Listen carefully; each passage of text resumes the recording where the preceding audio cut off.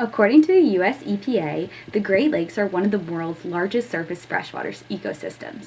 They contain around 84% of North America's surface freshwater and about 21% of the world's supply of surface freshwater. Around 30 million people depend on the Great Lakes for consumption, transportation, agriculture, and recreation. Recently, a 2016 USGS study by expert scientist Sherry Mason found that microplastics are showing up for the first time in large quantities in the Great Lakes and could potentially be affecting the food web system as well as freshwater resources. Hi, my name is Ivy Klee. I'm a University of Michigan senior about to receive my degree in environmental science this May. I'm excited to tell you why I think this article will be perfect for your publication. So what exactly are microplastics? The USGS study from 2016 defines them as particles that are less than 5 millimeters in diameter and make up a range of different types of plastics. Microplastics come from broken down pieces of larger plastic sources, such as plastic containers, bags, or clothing. Runoff from wastewater treatment plants can often transport microplastics into freshwater systems. In addition, higher concentrations of these plastics are found closer to urban centers. Since these particles are so small and have a wide range of mobility, they are easily ingested by marine life. Why should you care?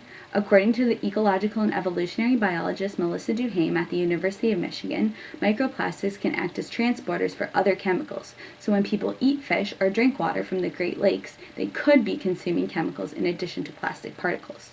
Unfortunately, there haven't been any recent studies as to what consuming plastic does to humans, nor is the government really placing an emphasis on this issue, other than the 2015 microbead ban put in place by the Obama administration, which hasn't done much to alleviate the problem. Therefore, I think this story could be the beginning of the next public health water crisis if nothing is done on behalf of the growing microplastic population in the Great Lakes. I will further investigate this issue of microplastics by interviewing the stakeholders involved, such as local scientists on campus, more large-scale non-governmental orgs such as the National Wildlife Fund and the Alliance for the Great Lakes team, and possibly even the International Joint Commission, who can speak on behalf of Canada's Great Lakes protection initiatives. I believe this story would be best presented in a web format as a written article so that it can be shared on social media. It can include graphics depicting microplastic levels from studies and maybe even some recommendations for how people can reduce their microplastic footprint. I believe I am qualified to tell this story because I have an educational background in environmental pollutants and I can understand scientific technical jargon. I wanted to tell this story because the Great Lakes are a valuable resource and many people depend on them, so action should be taken to keep this water basin clean before it's too late. Finally, I'd like to thank you for taking the time to listen to my article pitch, and I look forward to hearing back from you.